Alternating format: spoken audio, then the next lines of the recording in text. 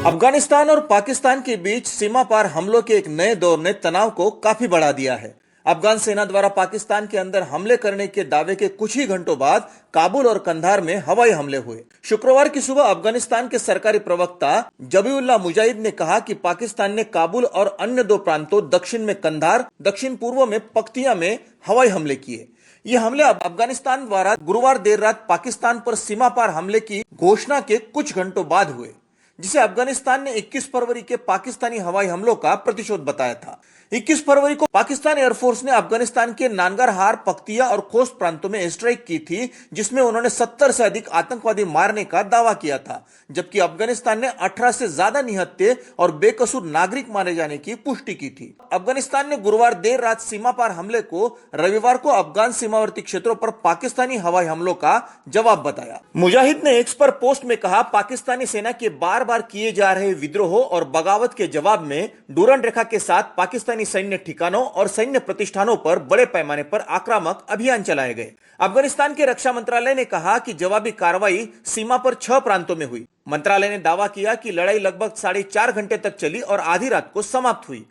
दोनों देशों के बीच 2611 किलोमीटर लंबी सीमा, जिसे डूरन रेखा के नाम से जाना जाता है, 1893 से विवाद का स्रोत रही है।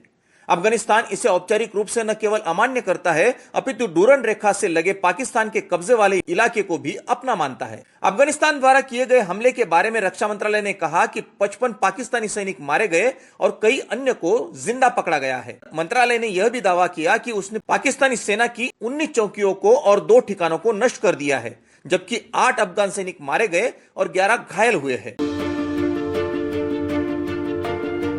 पाकिस्तान और अफगानिस्तान के बीच लंबे समय से चल रहे संघर्षों की जड़ें 2021 में तालिबान की सत्ता में वापसी के बाद से दोनों पड़ोसी देशों के बीच तनावपूर्ण संबंधों में निहित है। दोनों देशों के बीच हाल ही में पहली बड़ी झड़प पिछले साल अक्टूबर में हुई थी, जिसमें दोनों पक्षों के लगभग 80 लोग मारे गए थे।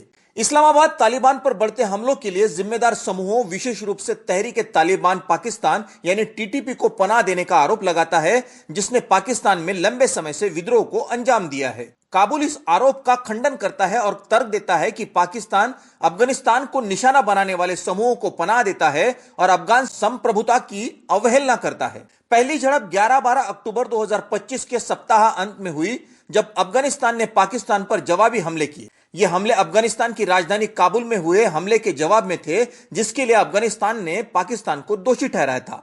तब से दोनों देशों ने एक दूसरे पर रुक रुक कर हमले किए, जिनमें दर्जनों लोग मारे गए हैं। कतर और तुर्की की मध्यस्थता से शुरुआती युद्ध विराम के बाद कई दौर की बातचीत हुई, लेकिन ये प्रयास किसी स्थायी समझौते पर पहुंचने में सफल नहीं हुए। यह ताजा झड़प ऐसे समय में हुई है जब कुछ ही दिन पहले पाकिस्तान ने कहा था कि उसने नए सीमा हमलों में कम से कम 70 आतंकवादियों को मार गिराया है। दिन था 21 फरवरी 2026। अफगानिस्तान ने इस दावे को खारिज करते हुए कहा था कि धार्मिक मदरसे और घरों जैसे विभिन्न नागरिक क्षेत्रों में महिलाओं और बच्चों सहित दर्जनों नागरिक मारे गए हैं। अफगानिस्तान ने इस कार्रवाई को अपने हवाई क्षेत्र और संप्रभुता का उल्लंघन बताया था और कहा था कि इसका उचित जवाब दिया जाएगा। पाकिस्तान के रक्षा मंत्री ख्वाजा मोहम्मद आसिफ ने गुरुवार को अफगानिस्तान के खिलाफ खुले युद्ध की घोषणा कर दी। दोनों देशों के बीच सीमा पार हिंसा और हवाई हमलों का नया दौर शुरू होने के बाद यह घोषणा की गई। उन्होंने एक्स पर लिखा, हमारा सब्र खत्म हो चुका है, अब हमारे और आपके बीच खुला युद्ध है। आसिफ द्वारा खुले युद्ध की घोषणा से कुछ घंटे पहले ही अफगानिस्तान ने सीमा के पास पाकिस्तान के खिलाफ जवाबी हमले किए थे, जिसके जवाब में पाकिस्तान की वायुसेना ने अफगानिस्तान के पूर्वी प्रांतों में तहरीक-ए-तालिबान पाकिस्तान यानी टीटीपी और अन्य आतंकवादी ठिकानों को निशाना बनाते हुए कई छापे मारे हैं। गजब लिल हक नामक इस अभियान में पाकिस्तान ने अफगानिस्तान के कथित सीमा पार हमलों के जवाब में की गई कार्रवाई के तहत 130 से अधिक तालिबानी लड़ाकों को मार गिराने का दावा किया है, लेकिन काबुल ने हमलों में किसी के हताहत होने से इनकार किया है। उल्टा एक पाकिस्तानी लड़ाकू विमान को मार गिराने का दावा किया है। हालांकि दोनों पक्षों का दावा अभी तक सत्यापित नहीं हुआ है। सनसनीखेज भाषा के बावजूद पाकिस्तान को अपनी सैन्य और भू राजनीतिक सीमाओं को समझना होगा। उसकी सेना पहले से ही तालिबान और बलूच विद्रोहियों के खिलाफ आंतरिक सुरक्षा अभियानों में व्यस्त है। देश एक आर्थिक संकट से जूझ रहा है जो किसी भी दीर्घकालिक संघर्ष की इच्छा को सीमित कर देगा। इस्लामाबाद विदेशी सहायता पर अत्यधिक निर्भर है, जिसमें अंतर्राष्ट्रीय मुद्रा कोष और खाड़ी देशों में उसके सहयोगी देशों के साथ साथ चीन से मिलने वाला समर्थन भी शामिल है।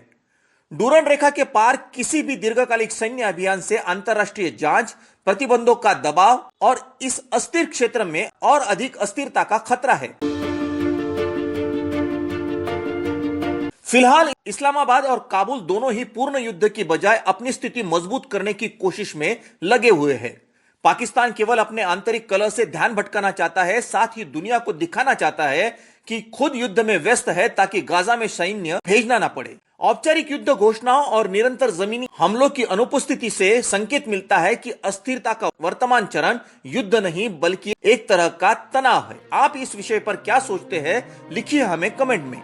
वीडियो पसंद आया हो तो लाइक और शेयर कीजिए, और हाँ, चैनल को सब्सक्राइब जरूर कर लीजिए। जल्द ही मिलते हैं ऐसे ही एक नए रोचक वीडियो में।